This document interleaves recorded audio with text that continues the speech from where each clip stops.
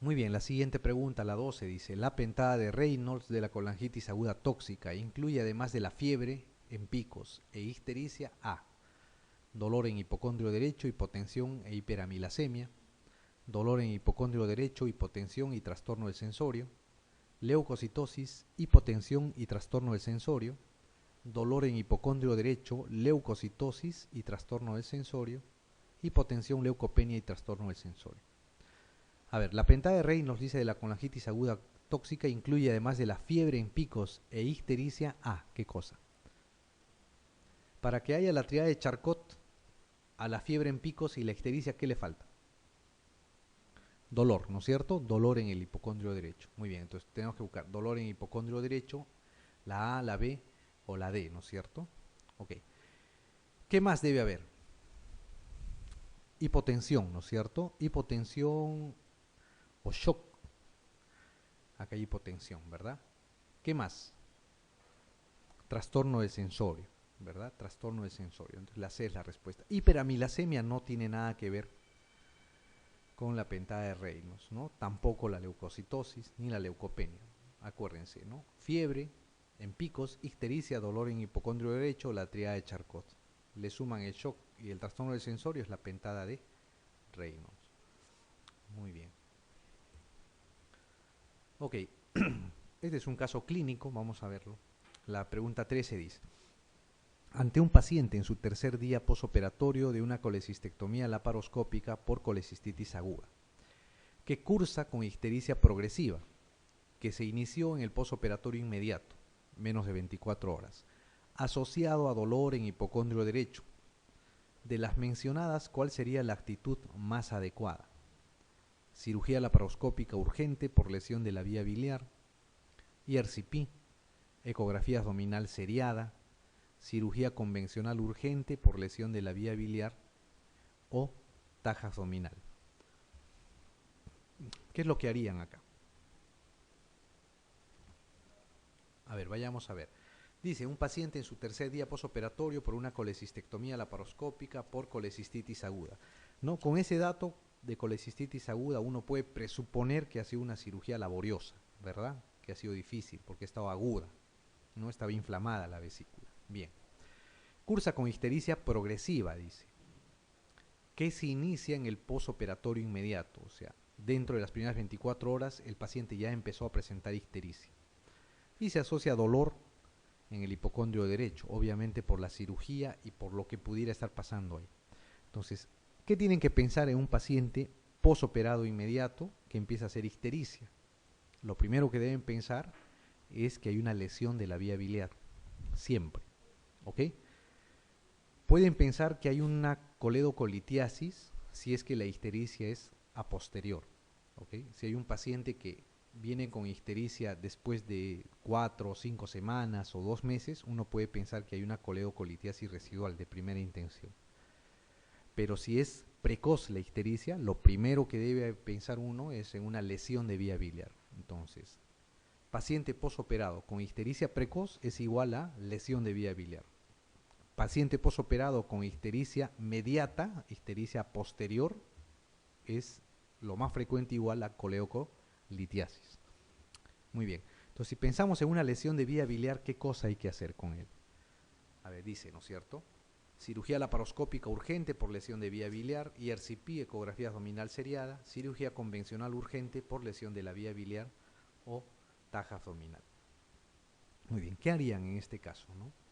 A ver, ¿qué no se debería hacer? Una ecografía abdominal seriada no le serviría de mucho, ¿no es cierto? En una lesión de vía biliar lo que hay que hacer es hay que actuar de inmediato, ¿no? No se puede hacer, no sirve de nada hacer una ecografía abdominal seriada.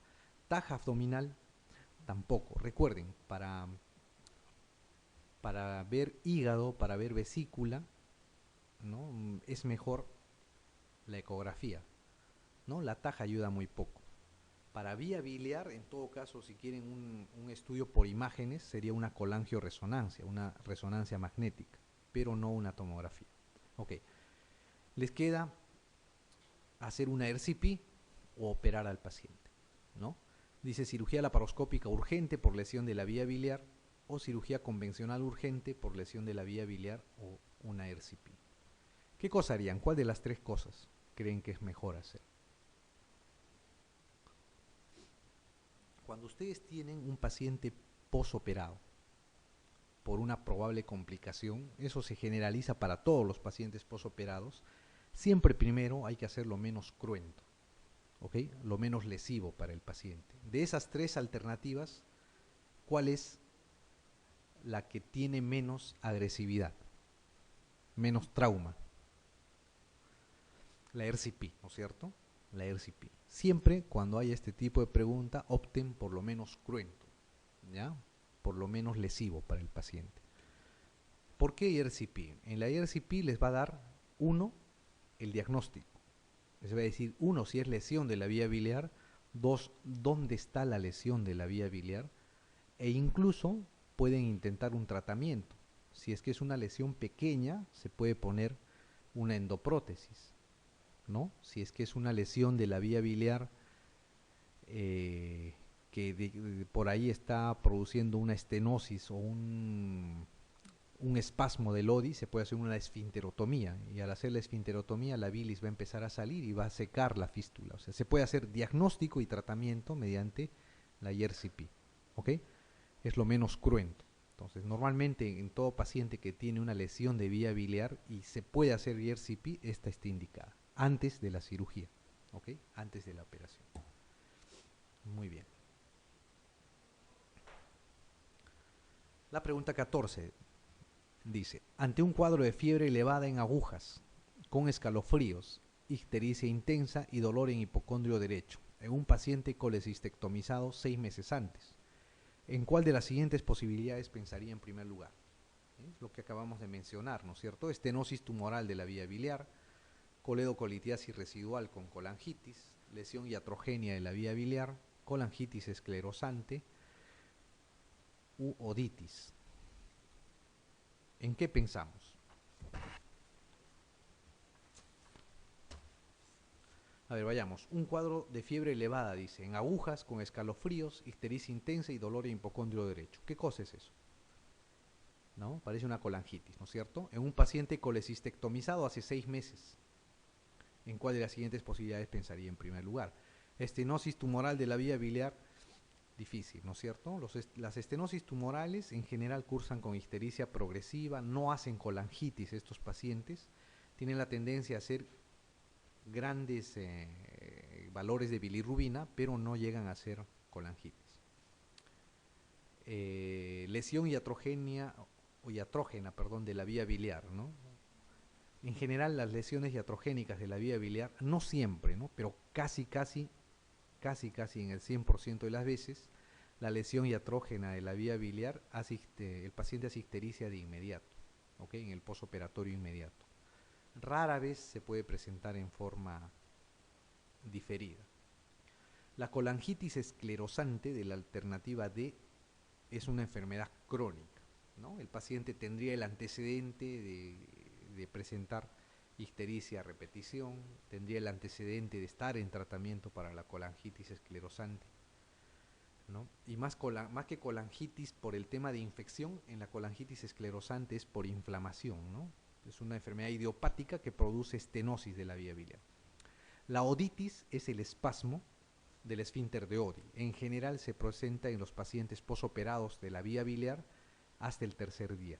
Después pasa, ¿no? Eso se llama oditis, es el espasmo del esfínter de Oddi.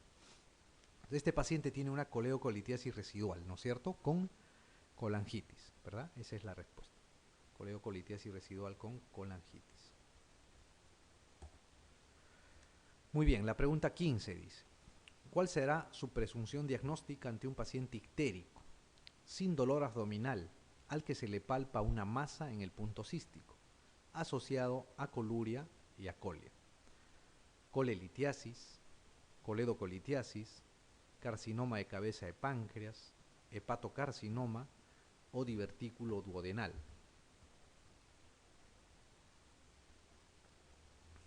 ¿Cuál sería su presunción diagnóstica? Le dicen, ¿no? Ante un paciente ictérico. Este paciente tiene ictericia, ¿no? La clave está acá, sin dolor, ¿no? No tiene dolor. Y se le palpa una masa en el punto cístico. Y además tiene coluria y acolia. Obviamente, si está histérico es porque hay una obstrucción, ¿no es cierto? Si hay histericia, hay coluria y hay la colia, eso es porque hay una obstrucción de la vía biliar. Ok.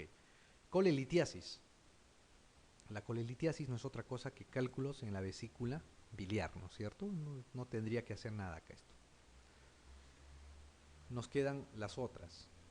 Coleocolitiasis, carcinoma de cabeza de páncreas, hepatocarcinoma o divertículo duodenal. A ver, hepatocarcinoma, ¿por qué podría ser? Por la masa en el punto cístico, ¿no es cierto? Una masa en el hígado podría ser. Pero en los hepatocarcinomas no tendría por qué haber coluria, acolia, ni tampoco histericia, ¿no? Salvo que el cáncer haya tomado la vía biliar principal, ¿no? O haya tomado la unión de los conductos hepáticos, que sería pues bastante raro. El hepatocarcinoma es difícil que sea. Un divertículo duodenal, el divertículo duodenal es una lesión en la pared del duodeno que puede eventualmente producir una especie de tumoración y podría comprimir el colédoco, ¿no? Pero esta compresión es pulsátil, o sea, comprime, se vacía el divertículo y deja de comprimir, ¿no? Es difícil que hagan histericia, acolia y coluria, y peor aún una masa, ¿no? Es difícil que haya una masa en el divertículo duodenal. Les queda la coleocolitiasis y el carcinoma de cabeza de páncreas, ¿no? ¿Con cuál nos quedaríamos? ¿No? La clave está acá, ¿no es cierto? El paciente histérico sin dolor, ¿no?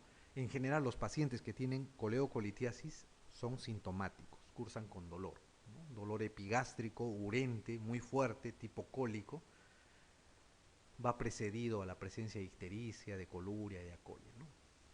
Entonces, un paciente que no tiene dolor y se palpa una masa que en general es la vesícula en el punto cístico, es un probable de lejos, un carcinoma de cabeza de páncreas o un carcinoma periampular, ¿no? Alrededor de la ampolla de Vater.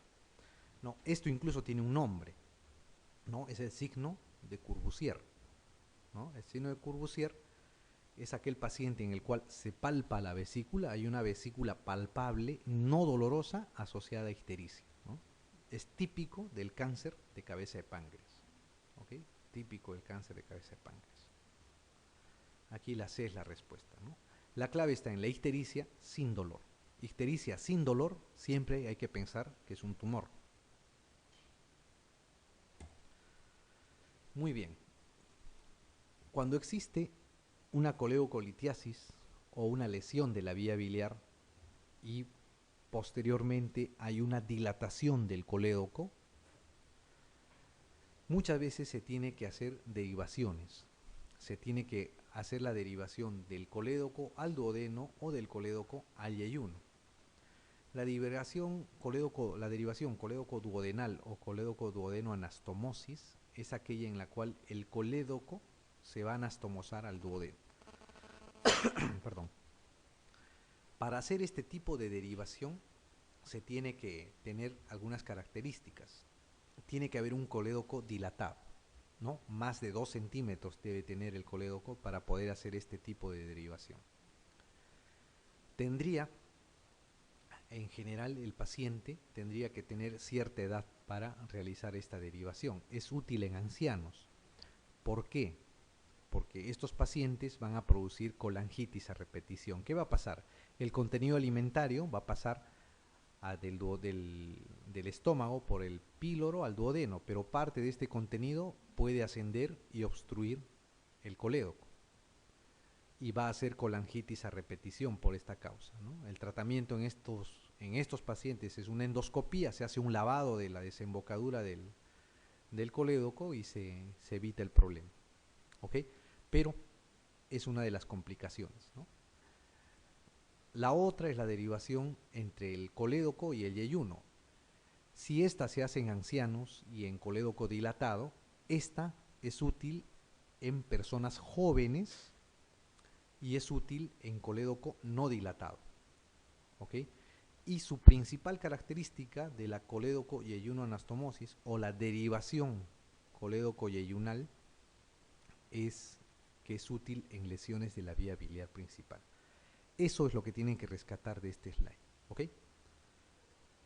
de las dos derivaciones que hay, la colédoco-duodenal y la colédoco-yeyuno-anastomosis, la que es útil en lesión de vía biliar es la colédoco-yeyuno-anastomosis en iderrux, le llaman, ¿no es cierto? Consiste en llevar un asa yeyunal hasta la vía biliar, se anastomosa ahí, y luego de llevar esa asa yeyunal se tiene que anastomosar la continuación del duodeno al yeyuno para que el tránsito intestinal siga, ¿no? Y forma una especie de Y, ¿no? Una especie de Y con los dos brazos a los lados. Esta derivación es útil en lesiones de vía biliar, eso acuérdense. ¿Okay? Les podrían preguntar, la derivación biliodigestiva útil en lesiones de vía biliar es la colédoco-yeyuno-anastomosis o la colédoco-yeyunal en iderrux. Esa es la que se usa. ¿Okay? No hay otra derivación que se pueda usar para este tipo de lesiones. Muy bien. La pregunta 16 dice, en relación con la colédoco-duodenostomía o derivación colédoco-duodenal, diga qué afirmación es cierta, dice. Evita la colangitis ascendente. Hace innecesaria la colecistectomía en la colelitiasis. Está especialmente indicada en el megacolédoco del anciano.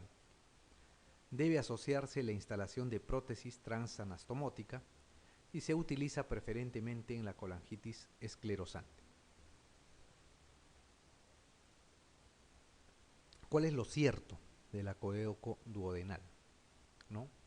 Evita la colangitis ascendente, ¿será o no? Habíamos dicho que los alimentos se podían meter a la boca anastomótica, ¿no es cierto? Y para evitar la colangitis había que hacer un lavado mediante endoscopía. Hace innecesaria la colecistectomía en la colelitiasis. En cualquier tipo de derivación se debe sacar la vesícula, ¿ya? En cualquiera de las dos. Debe asociarse a la instalación de prótesis transanastomótica. En este caso no. ¿Por qué? Porque para hacer la derivación colédoco-duodenal, en general el colédoco tiene que estar dilatado, más de 2 centímetros. Es difícil que se estenose. En cambio, en la derivación colédoco-yeyunal, en la iderrux, en esa derivación sí puede haber estenosis, porque se usa en vía biliar no dilatada. Y ahí es donde se puede poner una prótesis transanastomótica. ¿Okay? Se utiliza preferentemente en la colangitis esclerosante, tampoco, ¿no? La iderrux es la que se usa acá. Entonces, aquí la respuesta está especialmente indicada en el megacolédoco del anciano, así es, en los pacientes ancianos que tienen colédoco más de 2 centímetros. En esos está indicada esta derivación, colédoco-duodenal. Muy bien, ¿qué más? ¿Qué cosa es la colangitis esclerosante? ¿No? ¿Qué es la colangitis esclerosante? ¿No? Es una enfermedad autoinmune en la cual el organismo empieza a rechazar la vía biliar y empieza a producir inflamación segmentaria de la vía biliar, ¿no? Empieza a producir zonas de dilatación seguida de zona de estenosis, dilatación con estenosis, zonas de dilatación con zonas de estenosis. Esto por inflamación segmentaria de la vía biliar. No tiene una causa específica, se dice que tiene carga genética, es más frecuente en pacientes que tienen antecedentes familiares de colangitis esclerosante, más frecuente en hombres. El tratamiento es médico, ¿ok? El tratamiento médico se basa en esteroides, en inmunosupresores para evitar la inflamación de estas zonas. En algunos casos, cuando la estenosis es muy marcada, se puede hacer el tratamiento quirúrgico haciendo una derivación, ¿no? Una derivación en iderrux en general. ¿Qué es lo que deben recordar de la colangitis esclerosante? Lo principal, la idea central, es que es una lesión que puede transformarse en un colangiocarcinoma o en un cáncer de vías biliares. ¿Okay? Esa es la idea central que deben recordar. ¿Okay? La colangitis esclerosante, entonces, va a predisponer a un mayor riesgo de colangiocarcinoma. ¿Okay? Es una lesión casi premaligna. Muy bien. La siguiente pregunta, la 17, dice, el tumor más frecuente de la vía biliar es el adenocarcinoma, el carcinoma epidermoide, el apudoma, el leiomiosarcoma o el linfoma no Hodgkin. ¿Cuál creen que es el tumor más frecuente de la vía biliar? Bien, si no lo saben, ¿cuál marcarían? Si en algún momento les llega esta pregunta y es un órgano que tiene mucosa y ustedes no tienen idea de cuál es, siempre marquen el adenocarcinoma, ¿ok? Porque el adenocarcinoma es el tumor de lejos más frecuente de todos los órganos digestivos, ¿ok? Entonces, el tumor más frecuente de la vía biliar es el adenocarcinoma. Es más frecuente también del estómago, más frecuente del colon, más frecuente de la vesícula biliar, es más frecuente de la mayor parte de los órganos digestivos, el adenocarcinoma, ¿ok? La A. Muy bien. ¿Qué más? Habíamos hablado de la colangitis esclerosante, ¿no es cierto? La colangitis esclerosante predisponía a la formación de un colangiocarcinoma, que no es otra cosa que un cáncer de la vía biliar, ¿no? Y el principal tipo de cáncer de la vía biliar es el adenocarcinoma. De acuerdo a dónde se ubique este cáncer de la vía biliar, puede llegar a tomar el nombre de tumor de Klatskin. Esto han preguntado varias veces en los exámenes de residencia. ¿Ok? ¿Qué cosa es un tumor de Klatskin? Un tumor de Klatskin es una tumoración o un colangiocarcinoma que se va a presentar en la unión de los conductos hepáticos. ¿Ok? La unión del hepático derecho, hepático izquierdo, formando el hepático común. Si la lesión, el tumor, se presenta en esta zona, eso se llama tumor de Klatskin, ¿no? La mayor parte de los tumores de Klatskin, obviamente, son los adenocarcinomas, ¿no? Esta es una imagen, una radiografía de una RCP donde muestran un tumor de Klatskin, ¿no? Cómo se ha estenosado la vía biliar hepática derecha, la izquierda, justo por encima de la unión de la carina.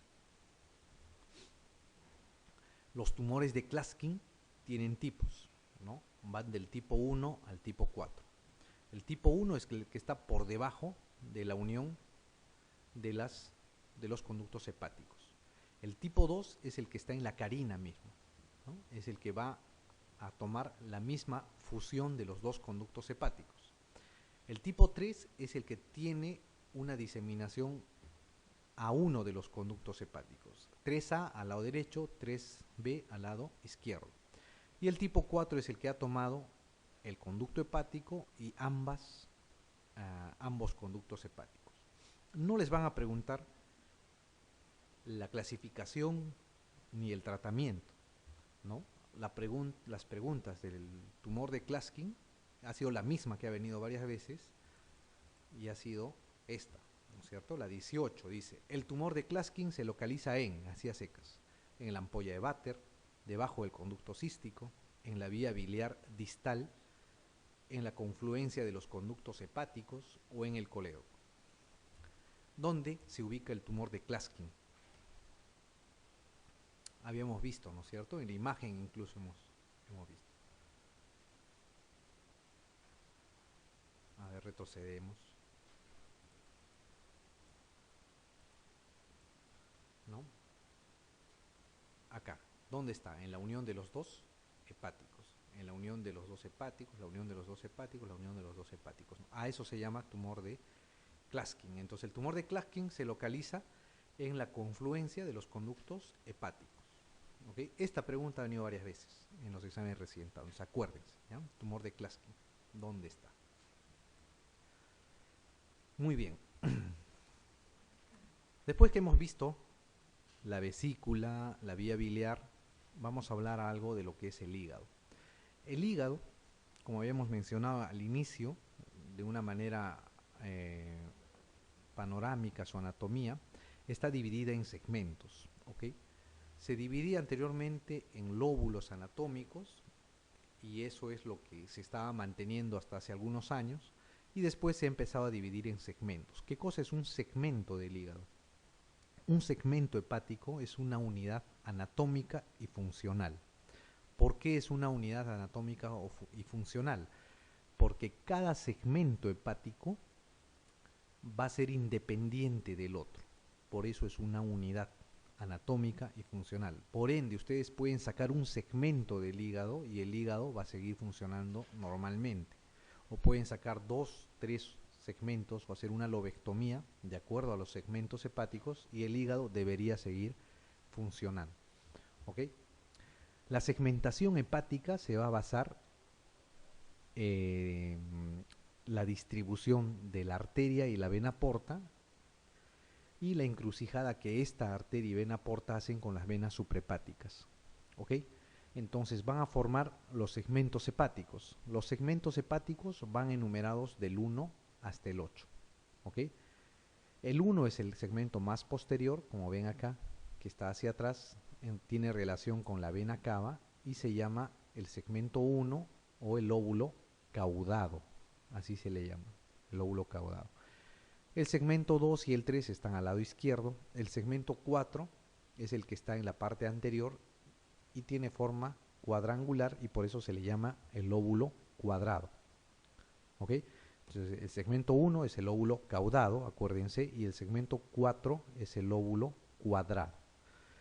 Luego tenemos el segmento 5 y 6 que están hacia la parte inferior y el 7 y el 8 que están hacia la parte superior. ¿Ok? Estos segmentos hepáticos van a servirnos para hacer las resecciones del hígado. ¿Ok? Al hacer una resección del hígado, nosotros podemos sacar un segmento, hacer una bisegmentectomía, trisegmentectomía o hacer una lobectomía, de acuerdo a lo que estén buscando reparar o estén queriendo sacar. Muy bien. La pregunta 19 dice, ¿el hígado normal puede tolerar dentro de límites de buena seguridad una resección de hasta 95%, 75%, 25%, perdón, 55%, 35% o 15%? ¿No? El hígado normal, o sea, ¿cuánto de hígado ustedes pueden retirar en una resección, en un hígado sano, en un paciente sano? ¿No? El hígado tiene una gran capacidad de regeneración, se puede regenerar rápidamente y muy fácilmente.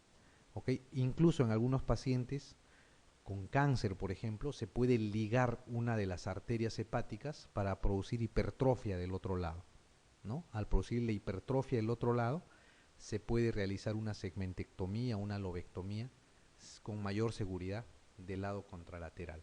Entonces el hígado, al tener esa capacidad, tolera grandes porcentajes de resección sin ningún problema, ¿no? Hasta el 75% ustedes pueden sacar en un hígado normal con buena seguridad de resección. O sea, este paciente no debería tener mayores problemas de insuficiencia hepática, de trastornos de la coagulación, si es que tiene un hígado sano.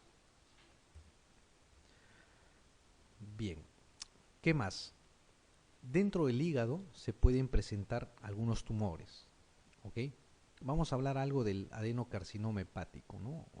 Esto lo van a hacer, lo van a tocar o lo han tocado mejor en lo que es la parte de gastro. Lo que vamos a ver ahora básicamente es enfocado a la parte de cirugía.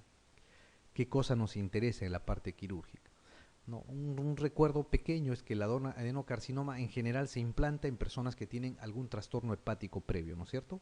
Cirrosis, hepatitis crónica, hepatitis C, hepatitis B o alguna enfermedad hepática anterior o antecedente hereditario. ¿Qué más? En general, para hacer el seguimiento de estos pacientes se usa la ecografía abdominal y la alfa-fetoproteína, que es un marcador tumoral, ¿no? De acuerdo a cómo vayan estos dos, se puede realizar el seguimiento. Recuerden, mejor que la tomografía e incluso más versátil que la resonancia magnética es la ecografía abdominal, más sensible para tumores más pequeños dentro del hígado.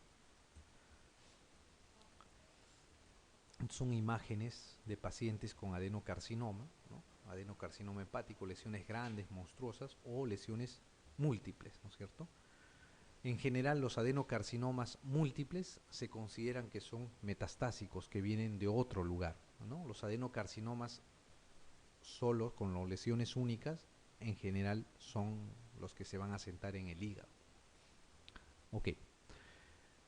La siguiente pregunta dice, ante un hepatocarcinoma sobre hígado cirrótico, todos los descritos son indicativos de irresecabilidad, o sea que no se puede resecar, excepto afectación bilobar, afectación metastásica peritoneal, ictericia, ascitis o diámetro de la tumoración mayor a 2 centímetros. Cuando existe un cáncer de hígado, esta pregunta le sirve para ver cuándo se puede resecar y cuándo no. ¿Cuándo no se puede resecar? Obviamente si hay afectación bilobar, ¿no? Si ambos lóbulos están tomados, la resección, y es un hígado cirrótico, la resección no se puede realizar. Si hay metástasis peritoneal, obviamente que tampoco se puede realizar, está sembrado el peritoneo. Si hay ictericia es porque probablemente dos cosas, o hay afectación del hepatocarcinoma de la vía biliar, ha tomado la vía biliar 1, o el paciente tiene cierto grado de insuficiencia hepática que no va a poder tolerar una resección hepática, porque ya con el hígado que tiene no es lo suficiente como para procesar, digamos, la bilirrubina, está haciendo ictericia. Entonces, obviamente, si un paciente tiene ictericia, no se puede resecar más el parénquima hepático. Ascitis tampoco, ¿no? Paciente con ascitis no debería ser intervenido. Por dos cosas. Uno, que hay insuficiencia hepática, o dos, que ese líquido ascítico está sembrado de células cancerígenas y en un futuro próximo va a haber una carcinomatosis en este paciente. El excepto es el diámetro de la tumoración mayor a 2 centímetros, ¿no? El corte acá es 5. ¿Ya? Un diámetro de tumoración mayor a 5 centímetros se considera que es irresecable en un paciente con hígado cirrótico. No es mayor a 2 centímetros.